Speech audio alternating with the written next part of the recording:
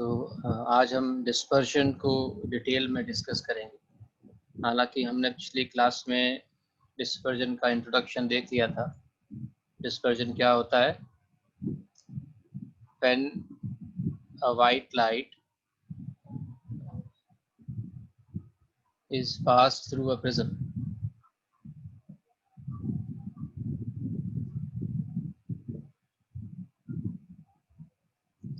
it splits into its constituent colors. VIBGYOR, सबको पता है कि विपग्योर से मिलकर वाइट लाइट बनती है, and this is called dispersion of light. हमने ये प्रिज्म बनाया, ये वाइट लाइट है। जब ये वाइट लाइट इस वाले इंटरफेस पे गिरती है प्रिज्म पे, तो ये 7 कलर में टूट जाती है। आपको पता है 7 कलर का जो स्पेक्ट्रम है,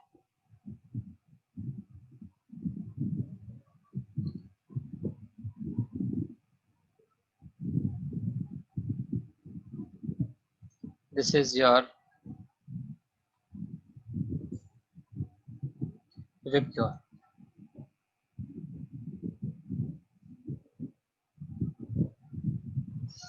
seven colour, red, orange, yellow, green, blue, indigo, and this is called dispersion.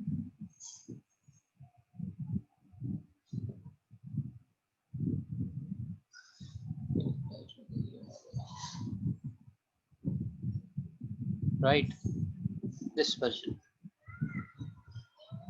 अब हम इसके बारे में बात करेंगे कि ऐसा क्या होता है कि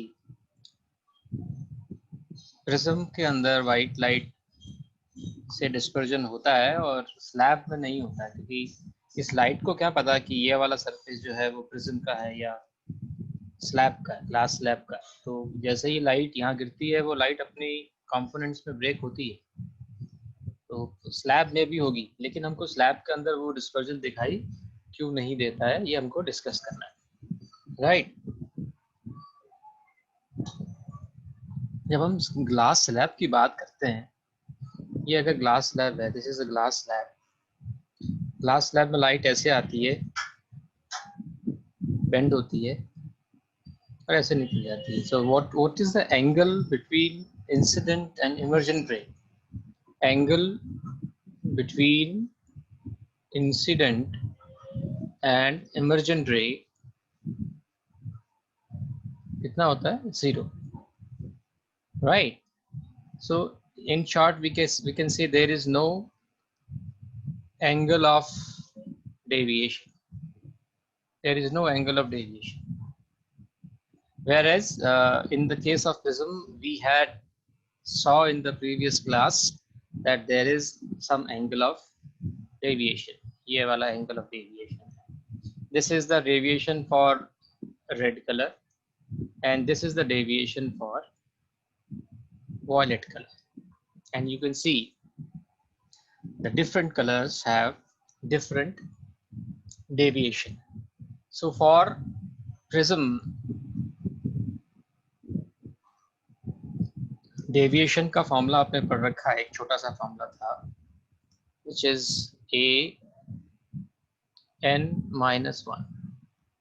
I mean this deviation is dependent on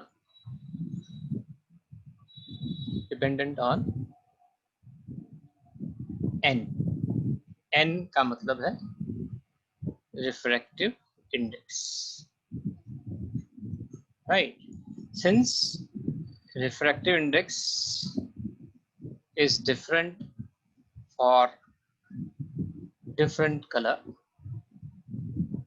therefore deviation is different for different color, and this causes this causes dispersion. Glass slab के केस में डेल्टा कितना है, 0, और डेल्टा किस पे डिपेंड करता है, रिफ्रैक्टिव इंडेक्स पे। यहाँ पे इसीलिए आपको डिस्पर्जन नहीं दिखाई देता क्योंकि यहाँ डेल्टा होता ही नहीं है, तो यहाँ पे कलर का कोई इफेक्ट नहीं आएगा।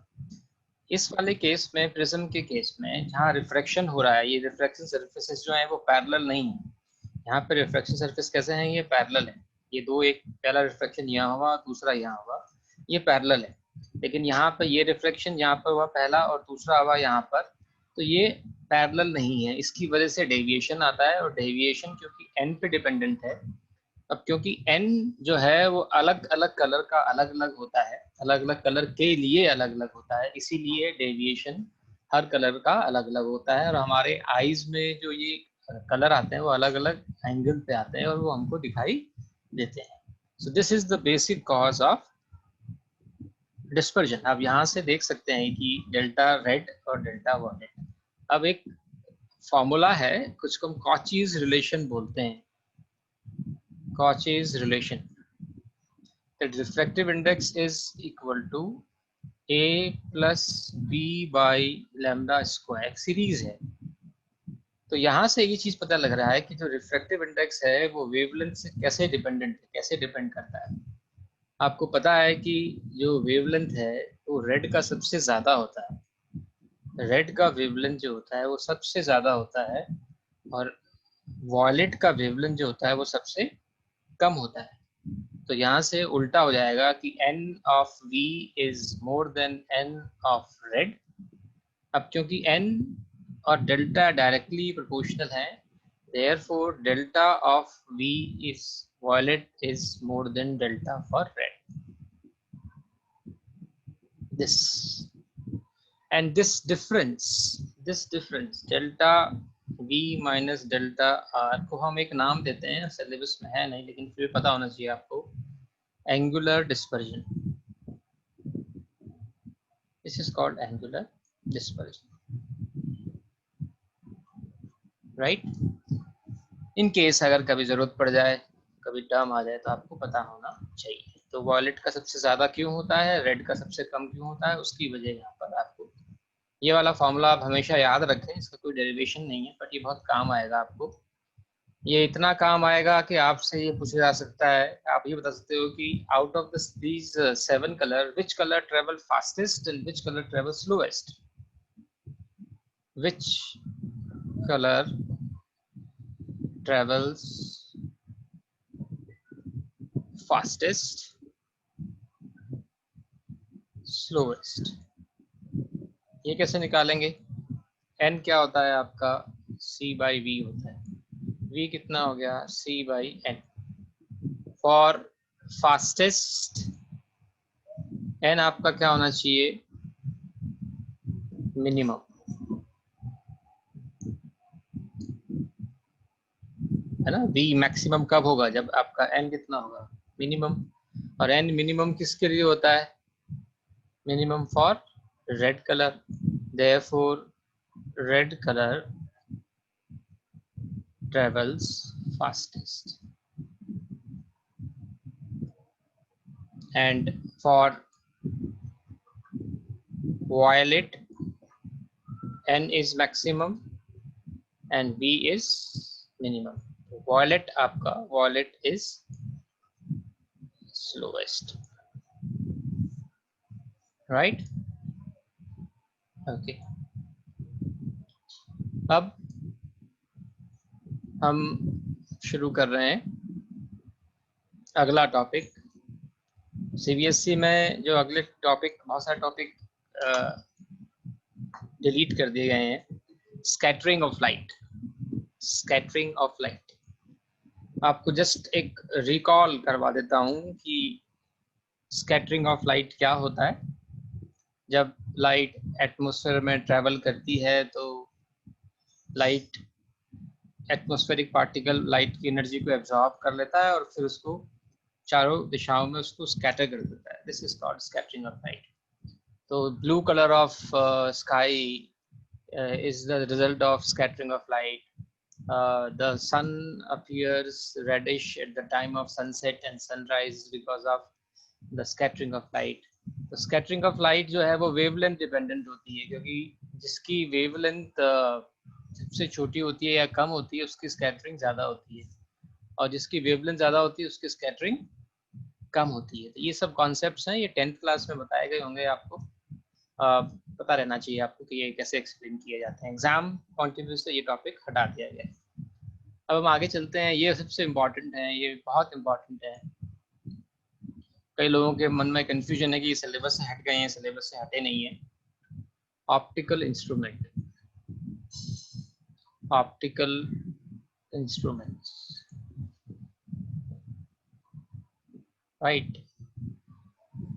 ऑप्टिकल इंस्ट्रूमेंट जिसको हम अदर देन आई यूज करते हैं देखने के लिए।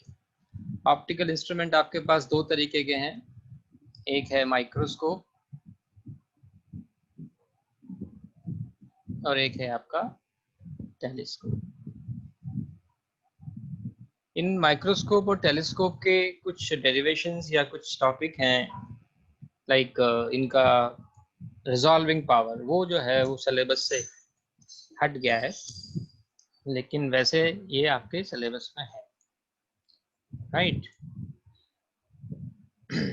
मैं इसको एक बार दोबारा से कंफर्म और कर लेता हूँ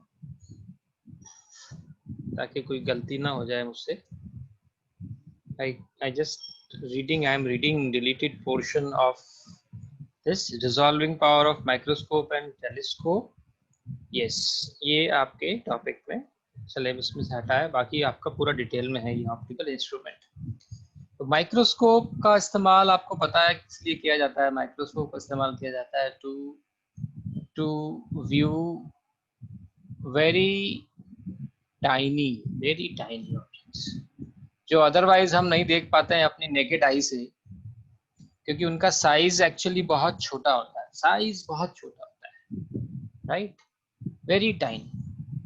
टेलीस्कोप का इस्तेमाल हम करते हैं एक्चुअली बहुत बड़े ऑब्जेक्ट होते हैं, बट क्योंकि वो बहुत दूर होते हैं, due to very large distance from eye, वो हमको दिख नहीं पाते हैं, right. Due to very large distance from eye, the image formed at retina is too small to see, right? इसलिए हम टेलीस्कोप का इस्तेमाल करते हैं। तो बारी बारी से हम दोनों डिवाइसेस के बारे में, दोनों इंस्ट्रूमेंट के बारे में बात करेंगे, right. Astronomical telescope, I don't know कि ये डिलीटेड पोर्शन में है। Are you sure Vanshika?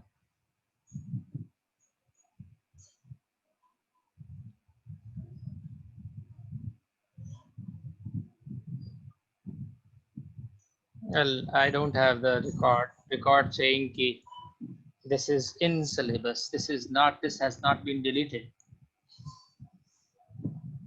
Okay, you must have told by someone, but it's अभी तो दूर है, देखते हैं, मैं कंफर्म कर लूँगा। तो हम शुरू करेंगे पहले माइक्रोस्कोप के साथ। सबसे पहले आपका आएगा simple microscope, simple microscope.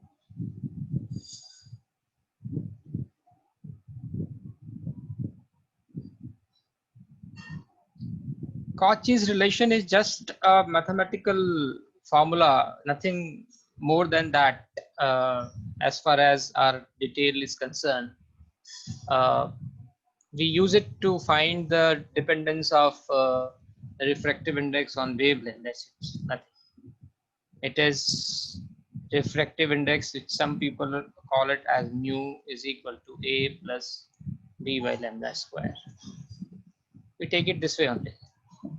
Okay. The simple microscope is what, it's को हम magnifying glass भी बोलते हैं. This is called magnifying glass as well. है क्या ये? It is nothing but it's a convex lens. Convex lens of moderate aperture and small focal length, right? इसको convex lens को ही हम क्या मान लेते हैं, सिंपल माइक्रोस्कोप।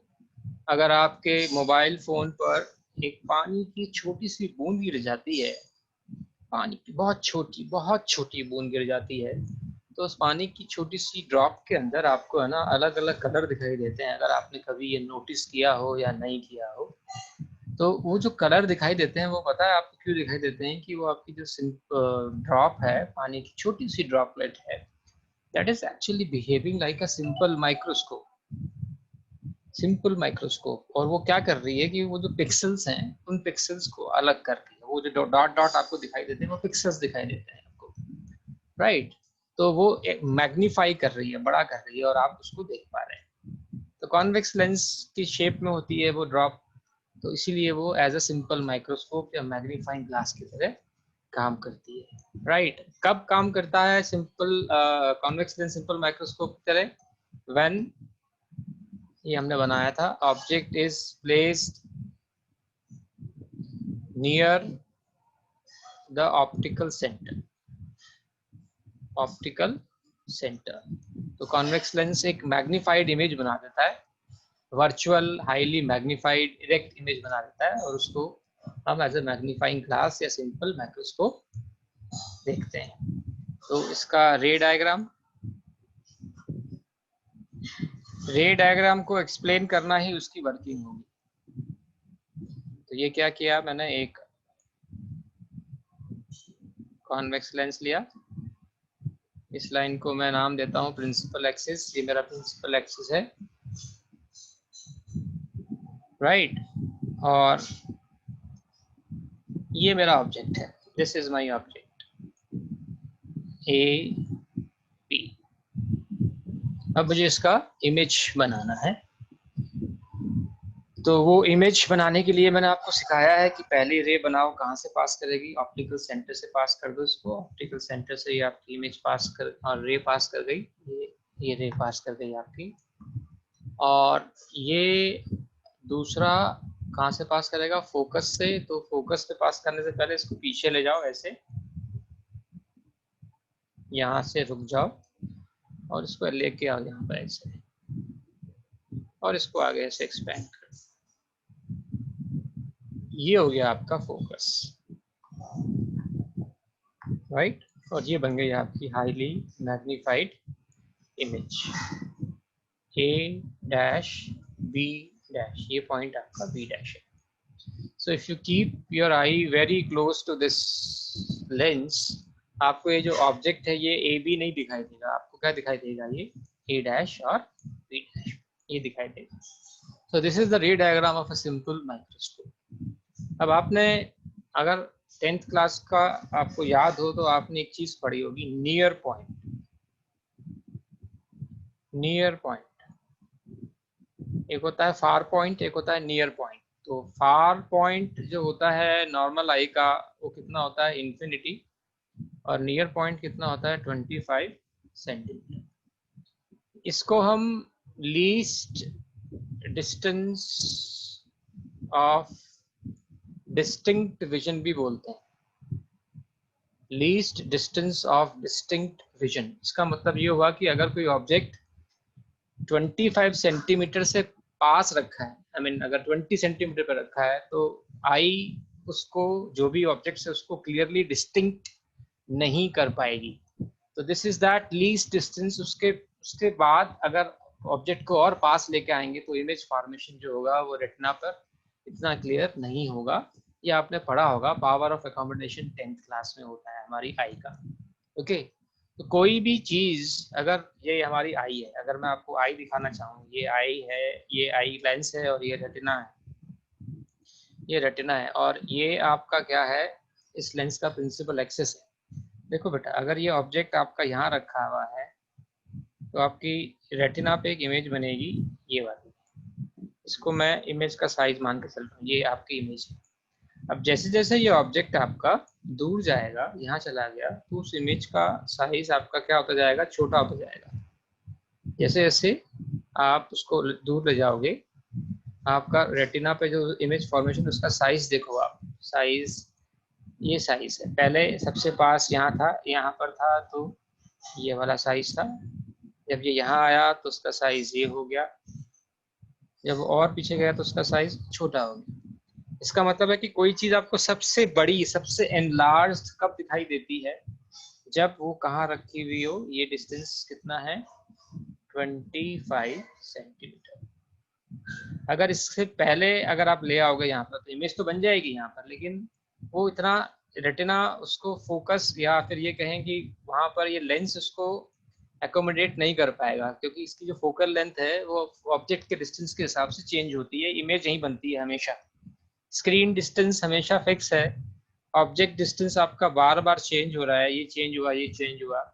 इसका मतलब है कि ये लेंस की अगर एबिलिटी है कि वो अपनी फोकल लेंथ को क्या करता है, एडजस्ट करता है। तो अपनी लेंस की फोकल लेंथ, लेंस अपनी फोकल लेंथ एडजस्ट कहाँ तक कर पाता है, 25 सेंटीमीटर तक, उसके बाद वो एडजस्ट नहीं कर पाता। ये आपको पता है यहाँ पर क्या लगे होते हैं, सिलेरी मसल्स लगे हुए होते हैं उसकी वजह से।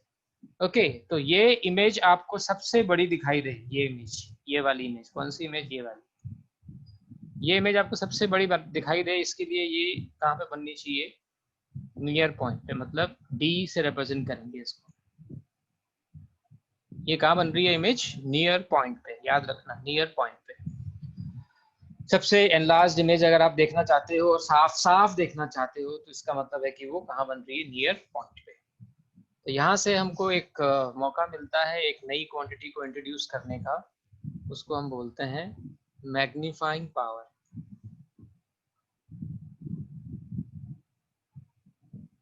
मैग्नीफाइंग पावर क्या होता है, it is ratio of angle subtended by image at eye. ये आपका इमेज है, ये इमेज है, और इस पॉइंट को मैं आई बोलता हूँ, आई बहुत क्लोज रखा हुआ, इसी पॉइंट को मैं आई बोलता हूँ। तो ये इमेज, ये वाली इमेज इस पॉइंट पर कितना एंगल बना रही है, ये वाला एंगल बना रही है, ये वाला एंगल, इस एंगल को मैंने क्या नाम दिया, beta. This is my angle beta. So ratio of the angle subtended by image at eye to angle subtended by object at eye, right? When both are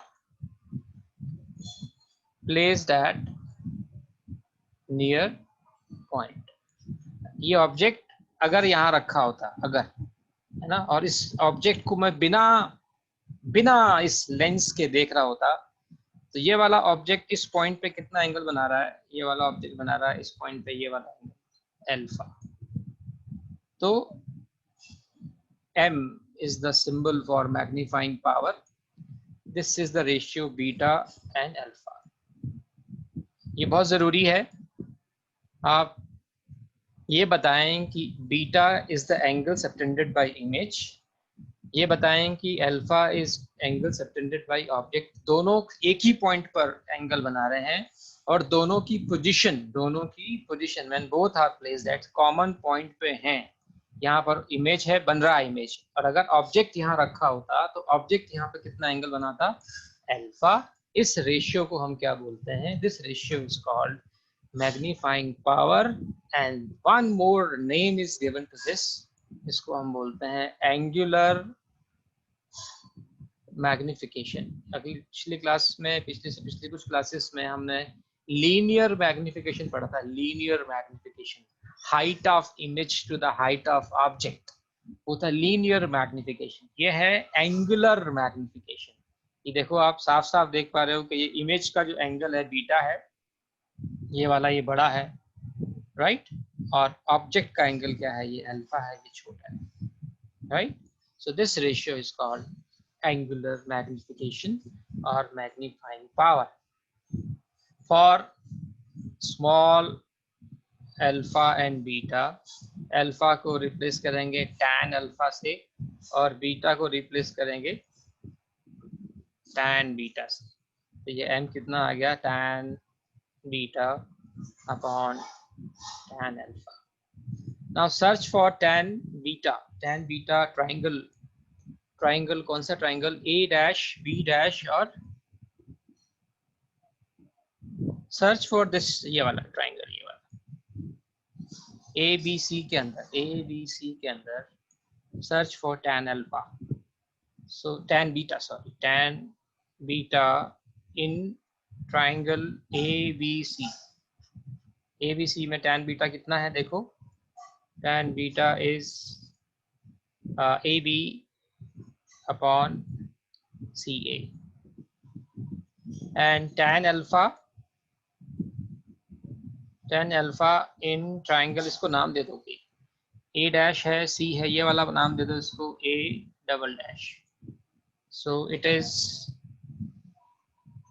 A dash A double dash C. कितना आएगा?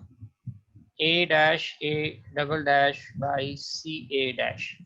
Now see this A dash A double dash, ये वाला और ये दोनों एक ही हैं, object ही हैं, दोनों का वैल्यू सेम ही है. So I can write this as AB upon CA dash.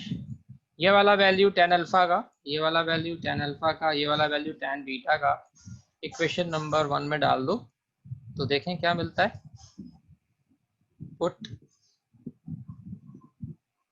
tan alpha and tan beta in equation number 1. M equal to tan beta कितना था? AB upon CA. tan alpha कितना था? AB upon CA dash. ये cancel हो गया आपका, क्या बचा आपके पास? आपके पास आया CA dash upon CA.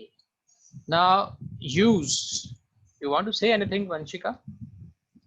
Using new Cartesian sign convention, new Cartesian sign convention, CA dash आपका इमेज है और CA आपका ऑब्जेक्ट है. इनको साइन लगाना बेटा जल्दी से. ये डायग्राम आपको मैं दिखा रहा हूँ, आप जरा साइन बताओ तो जरा, ये पॉजिटिव नेगेटिव लगा के बताओ. CA और CA डैश क्या होगा, पॉजिटिव होगा या नेगेटिव होगा? जल्दी से बताओ, just to make you little aware about वही वाला जो हमारा कार्टेशियन साइन कन्वेंशन है. साइन कन्वेंशन ऑप्टिक्स में बहुत सिग्निफिकेंट होते हैं. एक आंसर आ गया मेरे पास, चलो उस आंसर से मैं आगे बढ़ जाता हूँ. दोनों नेगेटिव होंगे, दोनों नेगेटिव. ये वैल्यू बेटा आप यहाँ रख दो तो आपका m कितना आ गया? v by you. और इस पर्टिकुलर केस में, ये जो पर्टिकुलर केस है आपका v कितना है? d है यहाँ पर. तो ये वाला फॉर्मूला आ गया मेरे पास d by you. Right, numerical में काम आएगा पीछे बैक एक्सरसाइज में. d by you. जब आपकी इमेज कहाँ बनती है? नियर पॉइंट पे. When image is formed at near point. Okay. Now I want a formula in terms of focal length. Focal length की टर्म्स में मुझे फॉर्मूला चाहिए. So I use lens equation. Lens equation क्या है? 1 by f equal to 1 by v minus 1 by u. I multiply both side. Multiply both side by v. तो ये क्या है आपका v by F, 1 minus v by you, और ये जो v बाई यू है आपका, ये क्या हो गया आपका? m. इधर गया, ये इधर आया, तो आपका m आ गया 1 minus v by f. Apply sign convention. v कितना है आपका? Minus d. तो ये आ गया आपका m इक्वल टू 1 माइनस d by F.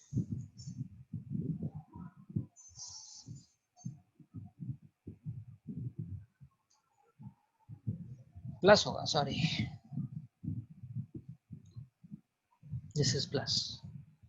We can also write it like this, 1 plus 25 by f in general. but ये वाला फॉर्मूला याद रखना, कई बार क्वेश्चन में आपको d की वैल्यू कुछ और दी हुई होती है, अगर डी की वैल्यू कुछ और नहीं दी हुई हो आपको, तो उस केस में आपको क्या करना होता है कि आप डी की वैल्यू को 25 लेंगे, अदरवाइज आपको डी की वैल्यू जो क्वेश्चन में दी भी हो वही यूज करना होता है. This is the formula for angular magnification, also known as magnifying power, when object, ये वाला जरूरी कंडीशन है, when image is formed at near point. इसको बोलते हैं near point vision, right? When final image is formed at, मैं आपको अगली स्लाइड में बता देता हूँ. दो एडजस्टमेंट होते हैं, टू एडजस्टमेंट. एक को बोलते हैं near point vision, when final image is formed at near point. एक होता है नॉर्मल एडजस्टमेंट.